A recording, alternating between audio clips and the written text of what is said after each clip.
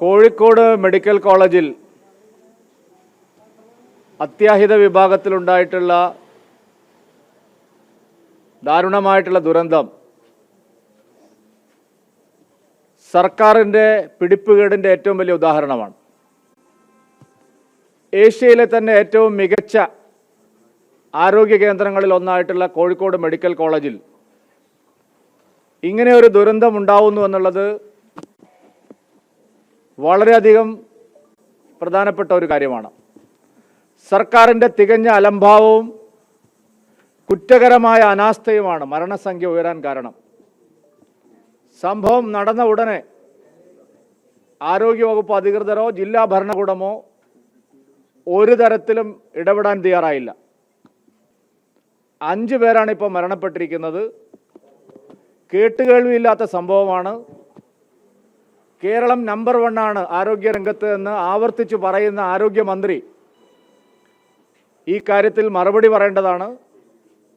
കോഴിക്കോട് ദുരന്തം സർക്കാരിൻ്റെ സൃഷ്ടിയാണ്, ആരോഗ്യവകുപ്പിൻ്റെ ഗുരുതരമായ വീഴ്ചയാണ്. സംഭവമുണ്ടായി മണിക്കൂറുകളോളം ഒരു തരത്തിലുള്ള കരുതൽ നടപടിയും ഉണ്ടായില്ല. ആരോഗ്യവകുപ്പും ജില്ലാ ഭരണകൂടവും തികഞ്ഞ കുറ്റകരമായ അനാസ്ഥ കാണിച്ചു. കോഴിക്കോട്ടെ ദുരന്തത്തിൻ്റെ പശ്ചാത്തലത്തിൽ ആരോഗ്യമന്ത്രി ശ്രീമതി വീണ ജോർജ് രാജിവെക്കണം എന്നുള്ളതാണ് ജനങ്ങൾ ആഗ്രഹിക്കുന്നത്. ആരോഗ്യമന്ത്രി വീണ ജോർജിന് അധികാരത്തിൽ തുടരാൻ മന്ത്രിയായിരിക്കാനുള്ള ധാർമ്മികമായിട്ടുള്ള അവകാശമില്ല. ആതുരാലയങ്ങളിൽ എത്തുന്നവരെ കൊലയ്ക്ക് കൊടുക്കുന്ന സർക്കാരാണ് കേരളത്തിലുള്ളത്. ആരോഗ്യവകുപ്പ് മന്ത്രി തികഞ്ഞ പരാജയമാണ്. കോഴിക്കോട് കേന്ദ്രീകരിച്ച് പ്രവർത്തിക്കുന്ന മന്ത്രിമാർ പോലും ഈ വിഷയത്തിൽ ഫലപ്രദമായി ഇടപെട്ടില്ല. അവർ മറ്റു പല വിവാദങ്ങളും ഉണ്ടാക്കാനാണ് ശ്രമിച്ചത്.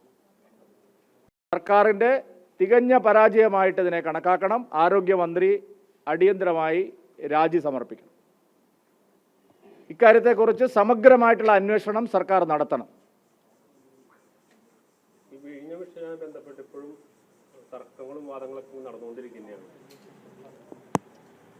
BJP സംസ്ഥാന പ്രസിഡന്റ് ശ്രീ രാജീവ് ചന്ദ്രശേഖർജി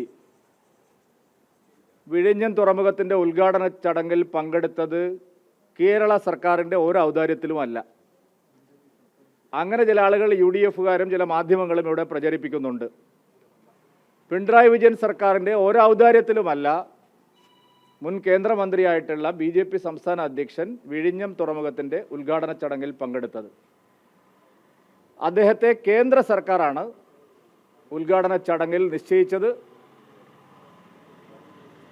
ഇവിടെ ഏത് BJP പ്രസിഡന്റ് വന്നാലും പരിഹസിച്ചും കളിയാക്കുകയും അവരെ വായടപ്പിക്കുക എന്നുള്ള ഒരു തന്ത്രമാണ് കുറച്ച് കാലമായിട്ട് കേരളത്തിൽ നടക്കുന്നത്. നമ്മൾ മനസ്സിലാക്കേണ്ട ഒരു കാര്യം, SPGയുടെ പ്രോട്ടോക്കോൾ അനുസരിച്ച് പ്രധാനമന്ത്രി വരുന്നതിന് ഏതാണ്ട് 1 മണിക്കൂർ മുമ്പ് സദസ്സിലും വേദിയിലുമുള്ള എല്ലാ അതിഥികളും എത്തേണ്ടതാണ്. ഇത് എല്ലാവർക്കും അറിയുന്ന കാര്യമാണ്. അത്രമാത്രമേ ശ്രീ രാജീവ് ചന്ദ്രശേഖർജി ചെയ്തിട്ടുള്ളൂ. രാജീവ് ചന്ദ്രശേഖർജി വന്നിരുന്ന് കുറച്ച് കഴിഞ്ഞപ്പോൾ അവിടെ ജോൺ ബ്രിട്ടാസ് വന്ന് 3/4 മണിക്കൂർ ഇരുന്നിട്ടുണ്ട്. നിങ്ങൾ ആരും അവരെ ട്രോൾ ചെയ്തിട്ടില്ലല്ലോ. അവിടെ വിൻസെൻ്റ് MLA വന്നിരിക്കുന്നത് ഞാൻ കണ്ടു. റഹീമും മേയറും 40 മിനിറ്റ് സ്റ്റേജിലിരുന്നു. അവർക്കൊന്നും നിങ്ങൾ പരാതിയില്ല. ആ പരിപാടി ഇവിടെ നടക്കില്ല. BJPക്ക് ഏത് അധ്യക്ഷൻ വന്നാലും അവരെ ആക്ഷേപിച്ചും കളിയാക്കിയും പരിഹസിച്ചും വായടപ്പിക്കാമെന്നുള്ള ഒരു തന്ത്രമാണ് കുറച്ച് കാലമായിട്ട് ഇവിടെ നടക്കുന്നത്. അത്തരം നീക്കങ്ങളെ ഞങ്ങൾ ഫലപ്രദമായി നേരിടും. അത്തരം ജനാധിപത്യ വിരുദ്ധമായിട്ടുള്ള സംസ്കാരത്തിന് നിരക്കാത്ത പ്രവൃത്തി ഏത് രാഷ്ട്രീയ പാർട്ടി ചെയ്താലും ഏത് മാധ്യമങ്ങൾ ചെയ്താലും അതിനെ നേരിടാനുള്ള ശേഷി കേരളത്തിലെ BJPക്കുണ്ട്. അത്തരം തറവേലകൾ കാണിക്കരുത് എന്നാണ് മിതമായ ഭാഷയിൽ പറയാനുള്ളത്. സർക്കാർ പരിപാടിയുടെ വേദിയിലിരുന്ന് മുദ്രാവാക്യം വിളിച്ചത് ശരിയാണെന്ന് പറഞ്ഞു. മുദ്രാവാക്യം ആരും വിളിച്ചിട്ടില്ല സാർ. ഭാരത് മാതാ കി ജയ് പ്രധാനമന്ത്രി വിളിക്കുന്നതാണ്. പിണറായി വിജയൻ ഒഴിച്ച് ബാക്കി എല്ലാവരും ഈ നാട്ടിൽ ഭാരത് മാതാ കി ജയ് വിളിക്കും. നിങ്ങൾ എന്ത് അസംബന്ധമാണ് പറയുന്നത്? CPMന്റെ തെരഞ്ഞെടുപ്പ് മുദ്രാവാക്യം ഇല്ലേ? വാസവം വായിച്ചല്ലോ. നിങ്ങൾ എവിടെയായിരുന്നു? LDF വന്നാൽ എല്ലാം ശരിയാവും. അത് അവരുടെ തെരഞ്ഞെടുപ്പ് മുദ്രാവാക്യമാണ്. ആ മുദ്രാവാക്യം അവിടെ മുഴക്കാൻ പൊതുവേദിയിൽ പൊതുപ്രസംഗത്തിൽ മുഴക്കിയിരിക്കുന്നു. നിങ്ങൾക്ക് പരാതിയില്ലല്ലോ. സർക്കാർ ചടങ്ങിൽ ആരെങ്കിലും തെരഞ്ഞെടുപ്പ് മുദ്രാവാക്യം പറയുമോ? അപ്പം ഇതൊക്കെ ഒരു വശത്ത് മാത്രമാണ്. ഇവിടെ കെ സുധാകരൻ എന്തെല്ലാം വിഡ്ഢിത്തങ്ങൾ പറയുന്നു. നിങ്ങൾ ആരെങ്കിലും അയാളെ ട്രോളാറുണ്ടോ? MV ഗോവിന്ദൻ പറയുന്ന വിഡ്ഢിത്തത്തിന് കൈയും കണക്കുമില്ല. നിങ്ങൾ ആരെങ്കിലും അവരെ ട്രോളാറുണ്ടോ? നിങ്ങൾ എന്തുകൊണ്ടാണ് BJPയെ മാത്രം ഒറ്റ തിരിഞ്ഞ് ആക്രമിക്കുന്നത്? എല്ലാവർക്കും അറിയാം കേരളത്തിൽ BJP ശക്തമായിട്ട് മുന്നോട്ട് വരുന്നു. അപ്പോൾ അധ്യക്ഷനെ കുറച്ച് കളിയാക്കിയാൽ പ്രവർത്തകരുടെ ആത്മവീര്യം തകരും. ഇതല്ലേ നിങ്ങൾ ഉദ്ദേശിക്കുന്നത്? നടപ്പില്ല മക്കളെ. ഞങ്ങളെ സംബന്ധിച്ച്, ജനങ്ങളെ സംബന്ധിച്ച് തിരുവനന്തപുരം മുൻ ജില്ലാ പ്രസിഡന്റിനെതിരെ പോസ്റ്റർ ഒട്ടിച്ചത് പാർട്ടിക്കാരനെയാണെന്ന് പറയുന്ന ഒരു വിവാദമുണ്ട്. CCTV ദൃശ്യങ്ങൾ എല്ലാ വിവാദങ്ങൾക്കും മറുപടി പറയാനല്ല ഞാനിപ്പോൾ വന്നത്. മന്ത്രിക്ക് എന്താണെന്ന് അതിൽ പറയാനുള്ളത്? മന്ത്രിക്ക് എന്താണ് അവിടെ റോളുള്ളത്? പൊതുമരാമത്ത് ടൂറിസം മന്ത്രി എങ്ങനെയാ വേദിയിലിരിക്കുക? ഇതിനകത്ത് നമ്മൾ കാണാതെ സംസാരിക്കരുത്. കേന്ദ്ര ഗവൺമെൻറ് നിശ്ചയിച്ച അതിഥികൾക്ക് പുറമെ സംസ്ഥാന ഗവൺമെൻറ് പ്രോട്ടോകോൾ അനുസരിച്ച് അവർക്കും ആളെ നിശ്ചയിക്കാം.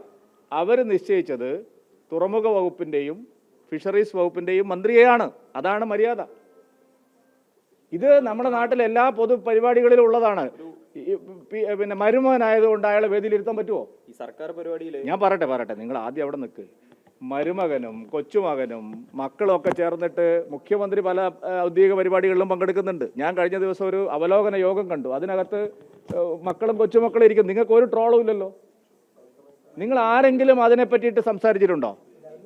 മുഖ്യമന്ത്രിയുടെ മരുമകനായതുകൊണ്ട് വിഴിഞ്ഞം തുറമുഖത്തിന്റെ ഉദ്ഘാടന ചടങ്ങിൽ റിയാസിന് പങ്കെടുക്കാൻ പറ്റുമോ? എങ്ങനെ പങ്കെടുക്കുന്നത്? അയാൾ ആത്മരോഷം പ്രകടിപ്പിക്കേണ്ടത് മോദിയോടും BJPയോടും അല്ല, രാജീവ് ചന്ദ്രശേഖരനോടും അല്ല, അമ്മായിയപ്പനോടാണ്. അയാളെ മന്ത്രി കസേരയിൽ ഇരുത്താൻ അയാൾ പറഞ്ഞ വാചകം എന്താണ്? ഞങ്ങൾ താഴെ ഇരിക്കുന്നു. ഏതെങ്കിലും ഒരു ആൾ പറയുമോ ഞങ്ങൾ സദസ്സിലിരിക്കുന്നു എന്ന് പറഞ്ഞാൽ അയാൾക്ക് അവിടെ ഇരിക്കണം എന്നല്ല ആഗ്രഹം? വേദിയിൽ നടപ്പുള്ള കാര്യമാണോ? അങ്ങനെ അതെല്ലാം ഒരു ദുരുപയോഗവും ഇല്ല. ഇതിനു മുമ്പ് ഇരുന്നിട്ടുണ്ട്. എല്ലാ സംസ്ഥാനങ്ങളിലും ഇരിക്കുന്നുണ്ട്. എല്ലാ പാർട്ടിക്കാരെയും എന്തിനാണ് വിളിക്കുന്നത്? ഉമ്മൻചാണ്ടി ഇതിൽ പ്രധാന പങ്കുവച്ച ഒരാളാണ്. ഉമ്മൻചാണ്ടിയെ വിസ്മരിക്കുന്ന ഒരു സ്ഥിതി ഉണ്ടാകുന്നത് ശരിയാണോ? അതിന് ഞാൻ പറയട്ടെ അതിന് ആദ്യം VD സതീശനെ പോലെ തലയിൽ ആൾ താമസമില്ലാത്ത ഒരാൾ പ്രതിപക്ഷ നേതാവായിട്ടിരിക്കുന്നതുകൊണ്ടാണ്. നോക്കൂ, ഇത് കേരളത്തിന്റെ അഭിമാനകരമായിട്ടുള്ള ഒരു പ്രോജക്റ്റാണ്. കേരളത്തിൻ്റെ വികസനത്തിനും രാജ്യത്തിൻ്റെ വികസനത്തിനും ഏറ്റവും നല്ലൊരു പ്രോജക്റ്റാണ്. മലയാളികളുടെ ആകെ അഭിമാനമാണ്. ആ ചടങ്ങ് ബഹിഷ്കരിക്കുക എന്ന് പറഞ്ഞാൽ എന്തുമാത്രം മണ്ടന്മാരാണ് UDFന്റെ നേതാക്കന്മാർ. അവർക്ക് വന്ന് പറയാനുള്ള കാര്യങ്ങൾ, പ്രതിപക്ഷ നേതാവിന് വന്ന് പറയാനുള്ള കാര്യങ്ങൾ പറയണ്ടേ? ഉമ്മൻചാണ്ടിയുടെ പിന്നെ ഈ കാര്യത്തിലുള്ള പങ്കിനെ സംബന്ധിച്ച് ഞങ്ങൾക്കാർക്കും അഭിപ്രായ വ്യത്യാസമില്ല.